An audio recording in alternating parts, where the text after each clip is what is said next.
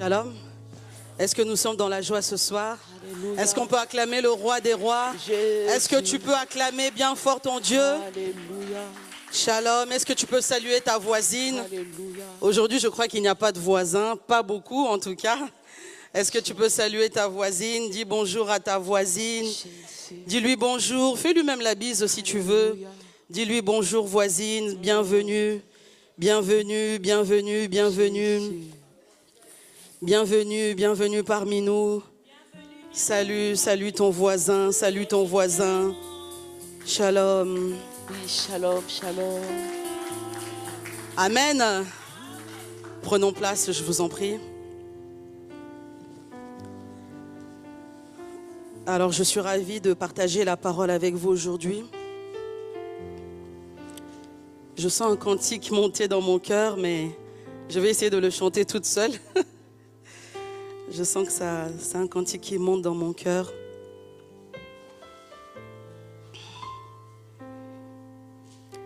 Gloire, gloire,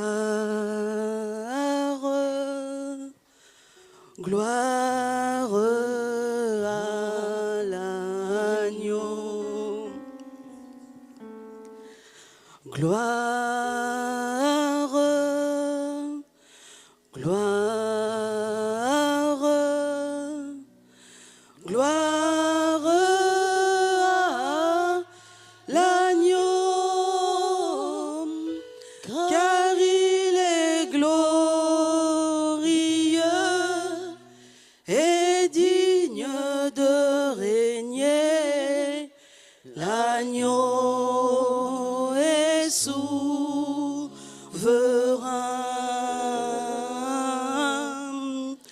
Nous élevons nos voix pour l'adorer. L'agneau est souverain. Amen. Amen. Est-ce que tu peux acclamer la présence de Dieu qui est en ce lieu? Que Dieu soit loué, que Dieu soit loué. Merci, merci à vous toutes qui avez honoré le rendez-vous avec votre Dieu, le rendez-vous avec notre Seigneur. Merci à notre responsable des femmes. Est-ce qu'on peut acclamer pour elle? Est-ce que tu peux acclamer? Tu peux acclamer. Et pour toutes les femmes de la commission, acclamons bien pour toutes les mamans, pour toutes les femmes de la commission des femmes. Amen. Je leur dis merci pour cet honneur et pour cette charge, pour cette responsabilité qu'elles m'ont confiée cet après-midi. Est-ce qu'on peut aussi acclamer pour notre papa? Est-ce qu'on peut acclamer pour notre visionnaire? Acclame bien, acclame bien. Est-ce qu'on peut acclamer pour nos deux pasteurs? Acclame bien pour le docteur, acclame bien pour notre visionnaire aussi. Parce que beaucoup d'hommes ne donnent pas vraiment la place à la femme de prêcher. Et c'est une grâce. Je l'avais déjà dit une fois, souvent on dit que les Européens, ils font tout mieux. Mais un jour j'avais suivi un pasteur européen, il était vraiment ferme. Il disait non, la femme ne peut pas prêcher. J'ai oublié son nom, mais il avait dit que la femme ne peut pas prêcher. Il disait que la femme peut conduire des groupes de prière, peut s'occuper de l'écodyme, elle peut être au service d'accueil, elle peut faire beaucoup de choses à l'église. Mais il était ferme, il disait elle ne peut pas apporter la parole. Et quand on a des pasteurs, voilà, qui nous accordent la grâce de prêcher, qui nous accordent cette grâce, il faut le reconnaître. Amen. Est-ce que vous connaissez notre thème d'aujourd'hui? Quel est notre thème? Cette fois, je louerai l'Éternel. Est-ce que tu peux le dire avec foi, avec conviction? Cette fois, je louerai l'Éternel. Amen. Cette fois, les femmes enflammées, les femmes de la splendeur, nous allons louer l'Éternel. Amen, amen. Et ce passage, on va le prendre dans la parole de Dieu. Notre sœur, maman Poupette, va nous aider pour la lecture. Nous sommes dans le livre de Genèse, Genèse chapitre 29. À partir du verset 31, s'il te plaît. Genèse chapitre 29, à partir du verset 31. Et on s'arrêtera au verset 36. Genèse 29. La parole du Seigneur. Amen, amen, amen. L'Éternel vit que Léa n'était pas aimée et il la rendit féconde, tandis que Rachel était stérile. Parole du Seigneur. Je continue. Oui, s'il te plaît, jusqu'à la fin. D'accord. Léa devint enceinte et enfanta un fils à qui elle donna le nom de Ruben, car elle dit, l'Éternel a vu mon humiliation et maintenant mon mari m'aimera. Elle devint encore enceinte et enfanta un fils et elle dit, l'Éternel a entendu que je n'étais pas aimée et il m'a aussi accordé celui-ci et elle lui donna le nom de Siméon. Elle devint encore enceinte et enfanta un fils et elle dit, pour cette fois mon mari s'attachera à moi, car je lui ai enfanté 3 fils et pourquoi on lui donne le nom de Lévi. Elle devint encore enceinte et enfanta un fils et elle dit, cette fois-ci je louerai l'Éternel. C'est pourquoi elle lui donna le nom de Judas et elle cessa d'enfanter, parole du Seigneur. Amen. Est-ce qu'on peut Amen. acclamer cette parole? Acclamons pour la parole de Dieu. Nous allons prier. Je vous invite à prier avec moi pour cette parole. Élève ta voix, ma sœur, élève ta voix. Dis, Seigneur, parle-moi. Est-ce que tu peux élever ta voix? Seigneur, parle-moi. Je ne suis pas venu voir quelqu'un aujourd'hui. Je ne suis pas venu voir une femme, un homme, mais je suis venu t'entendre. Seigneur, parle-moi, parle-moi, Seigneur, parle-moi, Papa. Que les paroles qui vont sortir puissent me toucher. Élève ta voix, commence à parler à Dieu, commence à parler à Dieu. Seigneur, parle-nous cet après-midi. Nous sommes là pour toi. Nous sommes là pour toi, Seigneur. Nous sommes là pour toi. Parle-nous, Seigneur. Parle-nous cet après-midi. Parle-nous, Seigneur. Utilise-nous.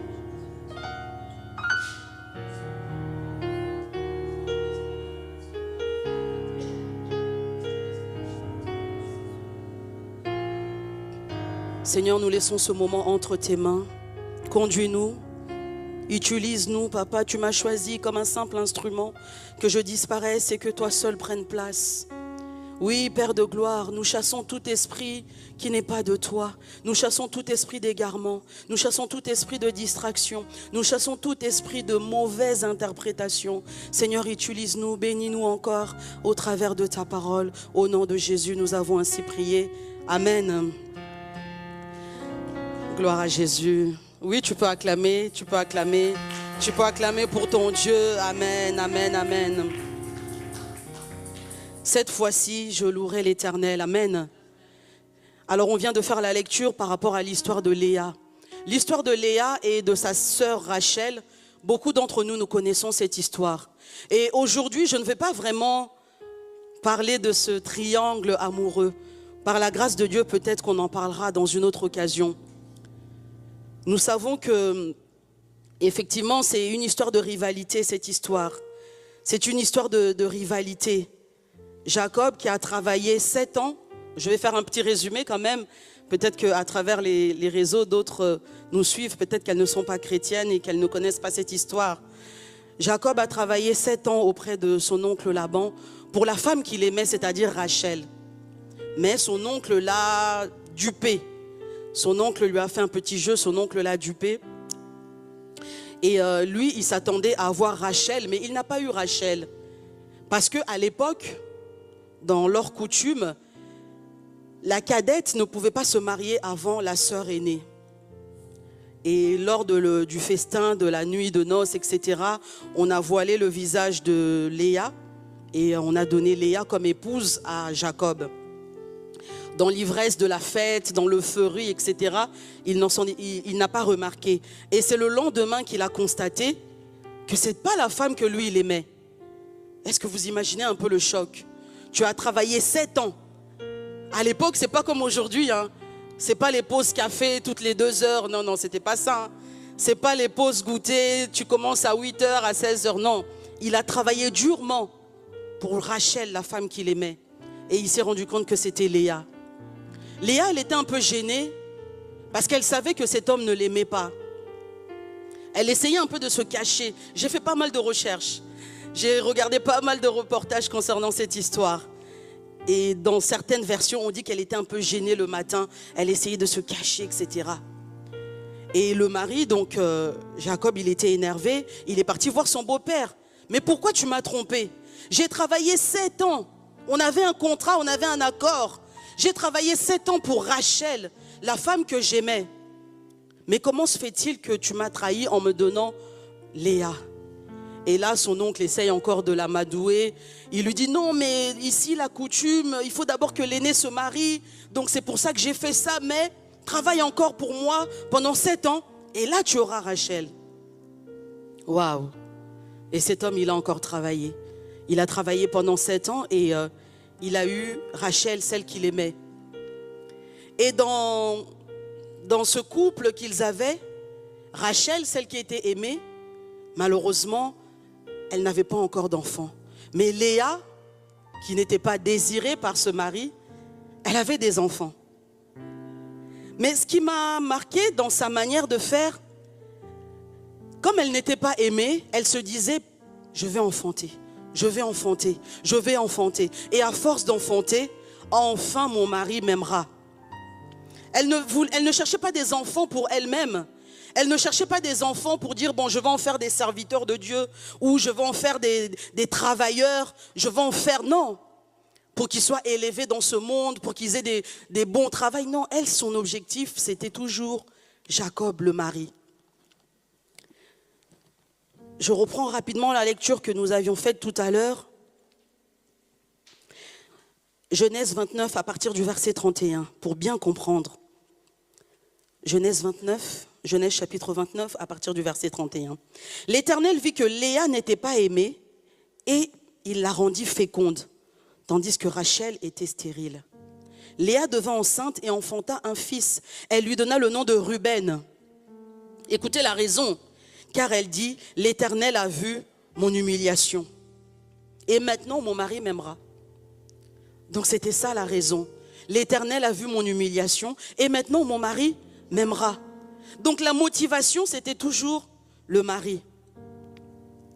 Elle devint encore enceinte et enfanta un fils. Elle dit, l'Éternel a entendu que je n'étais pas aimée et il m'a accordé celui-ci. Elle lui donna le nom de Siméon. C'était son deuxième fils. Toujours la même chose, l'Éternel a entendu que je n'étais pas aimée. Toujours l'amour. Elle devint encore enceinte et enfanta un fils. Elle dit, pour 7 fois, quel acharnement, pour 7 fois, enfin cette fois-ci, mon mari s'attachera à moi, car je lui ai enfanté 3 fils. C'est pourquoi elle lui donna le nom de Lévi. Mais malgré ça, ça ne marchait pas. Malgré tout ça, ça ne marchait pas. Elle enfantait, mais il ne la calculait toujours pas. Elle était féconde, mais elle n'était pas heureuse en fait. Elle n'était pas heureuse. Elle n'était pas heureuse. Et j'aimerais dire à une femme que pour être heureuse, pour être épanouie, il faut connaître le Seigneur. Amen. Est-ce que tu peux acclamer pour cette parole? Pour être heureuse, pour être épanouie, il faut connaître le Seigneur. Cette femme se disait, non, si j'enfante, il va m'aimer. Et là, on a déjà compté, elle a déjà 3 fils. Je garde le 4e pour la suite. Je garde la surprise pour la suite. Elle n'était toujours pas heureuse. Parce que son seul objectif, c'était qu'on puisse enfin la regarder. Son seul objectif, c'était qu'on puisse enfin l'aimer. Elle était malheureuse. Elle était malheureuse. Femme, ne sois pas malheureuse. Amen. Ne sois pas malheureuse. Et là, on va passer au dénouement de cette histoire. Je lis la suite rapidement.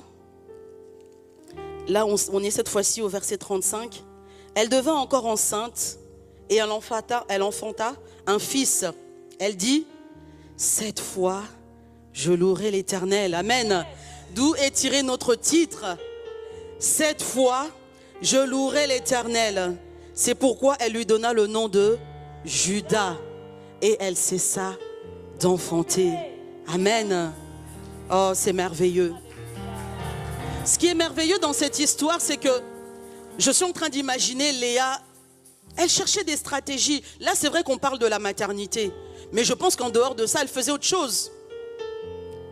Et ce que j'aimerais que nous puissions comprendre ce soir, c'est que nous sommes toutes des Léa, dans un domaine ou dans un autre. Nous avons toutes été des Léa. Même les hommes. Parfois au travail, tu fais tout pour que le chef te calcule. Mais le chef ne te calcule pas. Même quand on était enfant, on voulait être peut-être l'enfant préféré. Regarde papa, moi j'ai des bonnes notes. Regarde maman ce que j'ai fait. Je sais que à la maternelle et à l'école primaire, on fabriquait souvent des choses. Pour la fête des pères, on a fabriqué ceci. Pour la fête des mères, on a fait des colliers en perles. On a fait de la poterie, on a fait de la pâte à sel, on a fait des choses. Et j'imagine même quand on était enfant, tu arrives à la maison, regarde maman, regarde papa, regardez ce que j'ai fabriqué. Et personne ne te calcule. Oui, on verra ça plus tard, on est fatigué, on verra ça plus tard. Mais tu vas peut-être voir ton autre frère ou ton autre sœur qui a fait un petit gribouillis comme ça. Mais parce que c'est la petite sœur, c'est la chouchoute. Et elle, quand elle arrive, ah bravo, bravo, c'est bien. Et en tant que grande sœur ou grand frère, peut-être que tu t'es senti mis de côté. Même à l'école, surtout quand c'est ta matière préférée, tu fais tout pour avoir la bonne note. Tu fais tout pour attirer peut-être l'attention du professeur, pour dire que voilà, je suis une bonne élève, je mérite les encouragements, je mérite les félicitations. Je me rappelle à l'école, on se battait pour ça. Il y avait encouragement, il y avait félicitations, tout ça. Et tout le monde voulait avoir des félicitations. Et là, tu te bats. La moyenne générale, tu as peut-être 14 sur 20. On dit, bon, encouragement, peut mieux faire. Mais ce n'est pas les félicitations. Donc c'est pour ça que j'aimerais vous dire qu'on a tous été des Léa dans une situation. Aujourd'hui, ce n'est pas une histoire d'amour qu'on est venu parler. Aujourd'hui, ce n'est pas l'histoire d'un couple. On n'est pas venu parler de ça cet après-midi. Cet après-midi, ce qu'on aimerait dire, c'est que tu as beau courir, tu as beau chercher, mais tant que tu n'as pas trouvé la voie du Seigneur, tu cours dans le vide. Tant que tu n'as pas reçu Jésus-Christ comme Seigneur et Sauveur, tu ne fais que courir dans le vide. Et c'est important, et je bénis Dieu pour cette histoire, parce que Léa, elle a enfin compris. Elle a enfin compris. Elle a eu un premier fils, elle a eu un deuxième fils, elle a eu un troisième fils. Elle n'était toujours pas aimée. Elle n'était toujours pas désirée. Mais à la fin, elle a dit, cette fois-ci, je louerai l'Éternel. C'est pourquoi elle lui donna le nom de Judas. Qu'est-ce qui s'est passé dans sa tête pour qu'elle comprenne enfin? Pour qu'elle dise, cette fois-ci, je louerai l'Éternel. Et ce que j'aimerais dire à une femme aujourd'hui, loue l'Éternel. Loue l'Éternel. Je ne sais pas ce que tu traverses à la maison. Je ne sais pas. Je sais que parfois c'est compliqué. Parfois c'est le mari qui te complique. Parfois c'est les enfants qui compliquent. Parfois c'est la belle famille qui complique. Parfois c'est au travail. Parfois c'est la santé. Mais j'aimerais simplement dire à une femme enflammée, cette fois-ci loue l'Éternel. Cette fois-ci loue l'Éternel. La louange est capable de débloquer ta situation. La louange est capable de changer l'orientation de ta vie. C'est-à-dire que quand Léa a décidé de louer l'Éternel, sa vie a complètement changé. Elle se sentait négligée, elle pensait qu'elle n'avait pas d'importance. Personne ne la calculait. Tu sais que ton mari ne voulait pas de toi. Mais elle ne savait pas que Dieu avait un plan merveilleux pour elle. Celle qui se négligeait, elle-même elle se négligeait. Elle-même elle se laissait aller.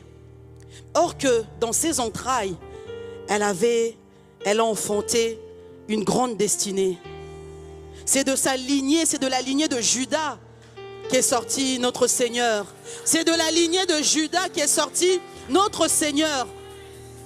Et j'aimerais dire à une femme aujourd'hui, tu dois te révolter dans ta vie. Tu dois analyser ta vie.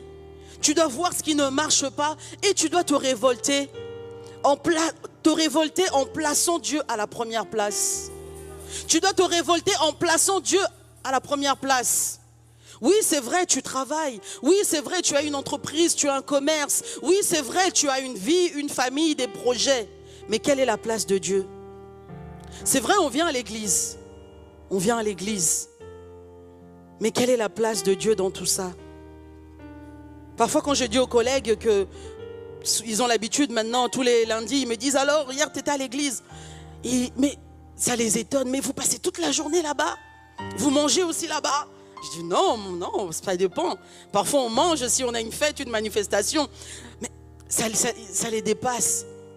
Quand je leur dis que oui, on est là à partir de 8h, 8h30, jusqu'à 13h, S'il y a réunion 15h, 16h, oh, mais tu fais ça tous les dimanches?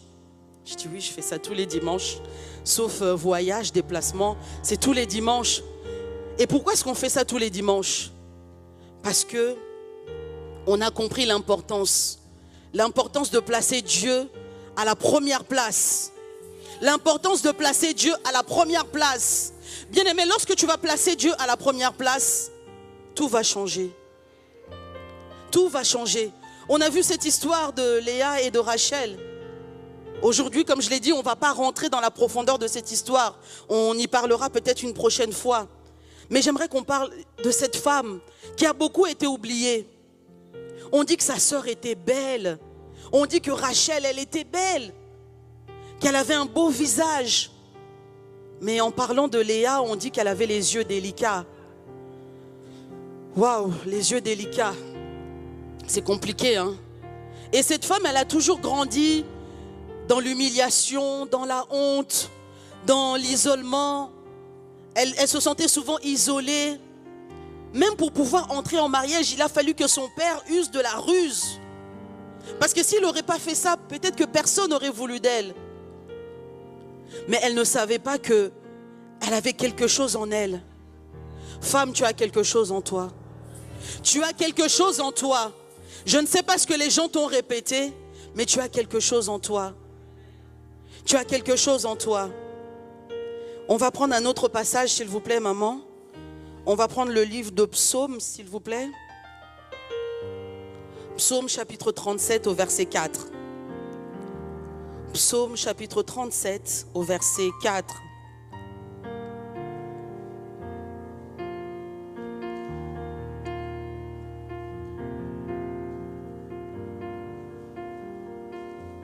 Je lis la parole du Seigneur dans le Amen. livre Psaume, le chapitre 37, le verset 4. Je lis au nom de Jésus. Mm. Fais de l'Éternel tes délices, et il te donnera ce que ton cœur désire. Parole du Seigneur. Amen, amen. Amen. Fais de l'Éternel tes délices. Est-ce que tu as fait de l'Éternel tes délices? Oui, tu viens à l'église. Oui, tu modères à l'église, tu fais le ménage, tu chantes, tu travailles, tu es dans telle ou telle commission. Mais est-ce que tu as fait de l'Éternel tes délices? Est-ce que tu peux poser cette question à ta voisine? Est-ce que tu as fait de l'Éternel tes délices? Est-ce que tu as fait de l'Éternel tes délices? Est-ce que vraiment tu as fait de l'Éternel tes délices? Fais de l'Éternel. Bien aimé, quand vous faites de l'Éternel vos délices, ça veut dire que tu le places vraiment en première position. Ce soir, on voulait redonner espoir à une femme, on voulait relever une femme. Fais de l'Éternel tes délices et il te donnera ce que ton cœur désire. Ne sois pas comme Léa d'autrefois, mais sois comme la Léa qui était renouvelée. Sois comme la Léa qui avait enfanté Judas. Parce qu'elle enfantait, mais elle n'avait pas la joie. Cette femme, elle n'avait pas la joie. Peut-être que toi, dans ton couple, dans ta relation, tu n'as pas la joie. Peut-être que toi qui n'as pas encore enfanté, tu n'as pas la joie. Mais tu dois d'abord chercher ta joie dans le Seigneur. Parce que regarde, cette femme, elle avait des enfants. Elle a eu 3 fils. Elle n'avait toujours pas la joie. Alors même si la belle famille se moque de toi, même si le quartier se moque de toi, fais de l'Éternel tes délices. Maman, fais de l'Éternel tes délices. Vous savez, quand vous apprenez à faire de l'Éternel vos délices, vous ne voyez plus les choses comme avant. Parfois, quand je vois notre pasteur dire certaines choses, bon, avant, je me disais, est-ce que c'est vraiment vrai ce qu'il dit? Est-ce que c'est vraiment vrai les exemples qu'il donne? Dans le sens que le mariage, les enfants, les machins, tout ça, c'est bien. Mais vous savez, quand vous avez fait de l'Éternel vos délices, je ne dirais pas que ça ne vous dit plus rien, mais c'est plus une obsession en fait. C'est ça que je voulais dire. Quand vous faites de l'Éternel vos délices, vous vous dites que quoi qu'il arrive, je fais de l'Éternel mes délices. Bien-aimé, tu dois arriver à ce point où tu fais de l'Éternel tes délices. Quoi qu'il arrive, tu dois faire de l'Éternel tes délices. Dieu te donne beaucoup d'enfants, je fais de l'Éternel mes délices. Il te donne qu'un seul enfant, je fais de l'Éternel mes délices. Il te donne 0 à... Je fais de l'Éternel mes délices. On doit comprendre. Jésus a impacté le monde, n'est-ce pas? Il a laissé combien de fils biologiques? 0. Mais il a eu des milliers, des millions de fils. Peut-être même des milliards. Maman, tu peux impacter le monde. Oui, je souhaite que tu prospères à tous égards. C'est la parole de Dieu. Tu dois prospérer. Tu dois te marier parce que c'est divin, c'est dans la parole de Dieu. Tu n'as pas à voler. Tu dois prospérer, tu dois avoir des enfants, pourquoi pas en bonne santé, etc., etc. Mais tu peux enfanter au-delà. Peut-être que dans le réservoir de Dieu, tu n'auras qu'un enfant. Peut-être que tu n'auras que 7, 8, 9, je ne sais pas. Mais tu es capable d'enfanter au-delà. Comme notre pasteur, il a beaucoup d'enfants. Nous sommes ses enfants. Il en a sur Internet, il en a par-ci, par-là. Une fois, je crois, on m'avait même parlé d'une personne qui habitait au Canada, qui témoignait par rapport à l'église, un message qu'elle avait suivi. Dernièrement, on a même reçu un homme. C'est vrai que quand c'est une femme, on a l'habitude. On a reçu un homme qui venait de Dallas. On l'a reçu là avec les mamans de l'équipe d'accueil. C'était vraiment émouvant. Il était avec sa femme. Et pour une fois, c'était l'homme qui était dans l'émotion. Ce n'était pas la femme. Et on lui dit bonjour, comment est-ce que vous avez connu l'église, etc. Il dit, moi je vous suis tous les dimanches sur Internet. Ah bon? Oui, moi je vous suis sur YouTube. J'habite aux États-Unis, à Dallas, et nous sommes venus en vacances à Paris. Donc j'imagine un Américain qui vient en vacances à Paris, la Tour Eiffel et tout ce qui s'ensuit, les Champs-Élysées, et puis il atterrit à Sarcelles. Moi la première fois que je suis venue à Sarcelles, j'avais un peu peur. Et il atterrit à Sarcelles. Mais pourquoi il a atterri jusqu'à Sarcelles? Parce que notre pasteur a enfanté un fils. Donc c'est pour dire que tu peux avoir des fils biologiques, c'est tout ce que je nous souhaite. Mais tu peux encore avoir des fils au-delà. Tu peux encore avoir des filles au-delà.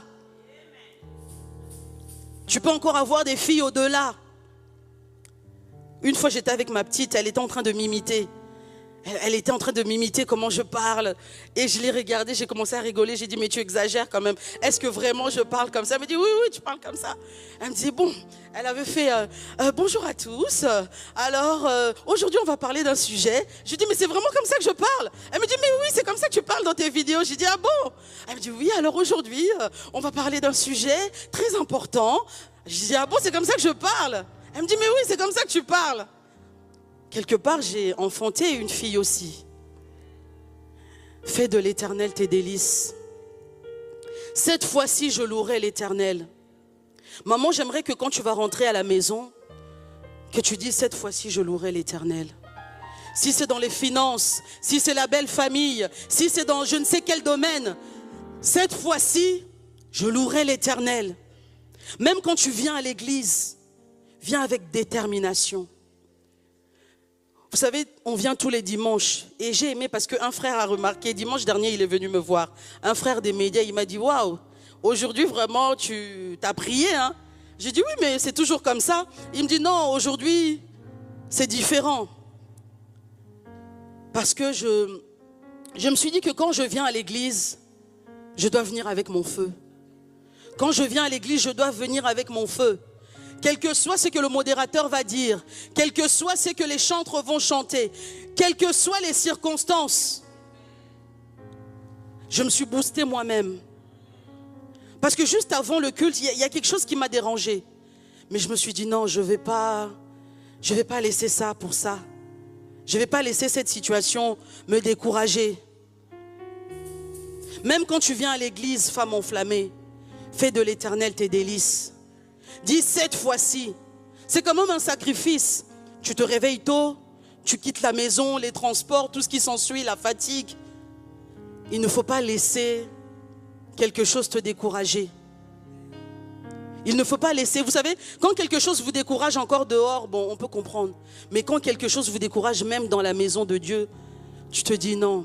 Et là, j'avais deux choix dans ma tête. Je me suis dit, bon, est-ce que je me laisse attrister par ça? J'ai dit non, je ne vais pas me laisser attrister. Et j'ai prié, j'ai maximisé. Quand on vient à l'église, il faut venir avec cette rage-là. que si ça va durer 3h45, donc jusqu'à la 45e minute là, je dois vraiment recevoir. Je dois prier comme jamais. Et comment est-ce qu'on en arrive là? Parce que on décide, comme Léa l'avait fait. Cette fois-ci, je louerai l'Éternel. Bien-aimé, quand tu viens à l'église, dis-toi, cette fois-ci, je louerai l'Éternel. Cette fois-ci, je louerai l'Éternel. Que les problèmes de la circulation ne t'embêtent pas. Que le frère qui t'a pas dit bonjour ne t'embête pas. Que des regards bizarres ne t'embêtent pas. Dis-toi, cette fois-ci, je louerai l'Éternel. Bien-aimé, quand tu décides de louer l'Éternel, quand tu décides de mettre l'Éternel à la première place, ta vie n'est plus jamais la même. Ta vision n'est plus jamais la même. Tu es transformé par le renouvellement de l'intelligence. Nous avons tous été des Léa. Même les hommes ont aussi été des Léa. Je pense à cette histoire de l'enfant prodigue. Vous connaissez l'histoire de l'enfant prodigue, n'est-ce pas? On a appris ça il y a très très longtemps. Nous, pour les ex-catholiques, moi je l'avais appris au catéchisme. C'est dans le livre de Luc. Luc chapitre 15. Mais on ne va pas faire la lecture, c'est long. Luc chapitre 15, vous pourrez lire à la maison à partir du verset 11 jusqu'au verset 32. Cette histoire, ça m'a un peu fait... L'histoire de Léa qu'on a partagée depuis le début, ça m'a un peu rappelé cette histoire. Pourquoi? Parce que l'enfant prodigue, voilà, on connaît l'histoire. Il est parti, il a utilisé tous les biens de son père, etc. Il a gaspillé l'argent. Mais il y avait le frère qui restait à la maison. Et le frère, il était parti travailler. Il arrive, il voit qu'il y a du mouvement à la maison. Et il demande à un des serviteurs de son père, qu'est-ce qui se passe ici? On lui dit, bah voilà, votre père a fait un festin parce que ton frère est revenu, etc. Et il est parti voir le père. Il était énervé. Il a dit, mais moi j'ai toujours été avec toi. Mais tu n'as jamais fait de fête pour moi. Est-ce que ça ne vous rappelle pas un peu le comportement de Léa? Donc il y a aussi des hommes qui se comportent en Léa. Ce n'est pas que les femmes. Il a dit, moi j'ai toujours été avec toi. J'ai toujours travaillé pour toi. J'ai toujours obéi à tes commandements. Mais tu n'as rien fait pour moi. Pas de festin, pas de cadeau. Mais alors que mon frère a gaspillé l'argent. Il a fait la fête. Il nous a abandonnés. Et aujourd'hui, il revient. Vous faites un festin pour lui. Et le père a dit, mais ton frère était perdu. Ton frère était égaré. Il est revenu. C'est une raison de nous réjouir. Et heureusement, la parole de ce papa, c'était une parole de sagesse. Léa a beaucoup cherché. Maman, je sais que toi aussi, tu as beaucoup cherché. Je ne sais pas ce travail que tu cherches, que tu n'obtiens pas. Je ne sais pas ce document que tu recherches, que tu n'obtiens pas. Je ne sais pas cette paix, je ne sais pas vers quoi tu cours. Mais nous courons tous vers quelque chose. Nous courons tous vers quelque chose. Mais il y a une chose... c'est que quand tu décides de faire de l'Éternel tes délices, tout change. À partir de ce soir, décide de faire de l'Éternel tes délices. Quel que soit ce que la belle famille te fait endurer, quel que soit ce que le mari te fait endurer, mais fais de l'Éternel tes délices. Et c'est vrai que on connaît tous cette histoire de Léa et Rachel. Rachel aussi, elle n'était pas heureuse. Parce que, certes, c'est celle que l'homme aimait, mais de son côté, elle a mis beaucoup de temps avant de pouvoir enfanter. Donc les deux, elles n'étaient pas heureuses en fait. Rachel, celle qui était désirée, n'était pas heureuse parce que la maternité tardait à venir. Mais l'homme l'aimait. Léa, celle qui était fertile, qui avait des enfants, des fils, jusqu'à 4 fils, elle n'était pas heureuse aussi parce que le mari ne l'aimait pas. Donc c'est pour dire aussi, c'est une leçon cette histoire. Ça ne sert à rien en fait de courir derrière quelque chose si Dieu n'est pas dedans. Ces filles, enfin ces femmes, elles n'avaient pas encore reçu le Seigneur dans leur vie. Elles n'avaient pas encore vraiment elles n'étaient pas encore nées de nouveau, si on peut dire ça comme ça. Elles n'étaient pas encore nées de nouveau. Parce que quand vous suivez l'histoire un peu plus loin, on voit que leur père Laban était dans des fétiches, etc. Il avait, ce qu'on peut dire, des gris-gris, etc., etc. Que même avant de partir, Rachel avait volé. Tout ça, tout ça, tout ça. Donc c'était des filles qui avaient grandi avec des histoires de protection, que voilà, il faut des statuettes, il faut ça, tout ça, des petits gris-gris, des petits trucs, des porte-bonheur, des machins, des machins. Elles ne connaissaient pas vraiment Dieu. Et je m'arrête par là ce soir pour dire que vraiment, répète cette phrase, cette fois-ci, je louerai l'Éternel. Quand j'ai médité cette histoire, ça m'a vraiment transformée. Cette fois, je louerai l'Éternel. Quel que soit le domaine, parce que je ne connais pas les défis de chacune de vous. Mais dis seulement, cette fois, je louerai l'Éternel. Parce que quand on tourne vers lui les regards, quand on tourne vers lui les regards, on est rayonnant de joie et le visage ne se couvre plus de honte. Parole du Seigneur, est-ce qu'on peut acclamer? Est-ce qu'on peut acclamer la parole de Dieu? Est-ce qu'on peut acclamer la parole de Dieu? Acclame la parole de Dieu. Alléluia. Alléluia. Il est vivant. Il est vivant. Qui? On va prier 1 minute avant que notre papa puisse arriver. Est-ce que tu peux prier par rapport à la parole qu'on vient de partager?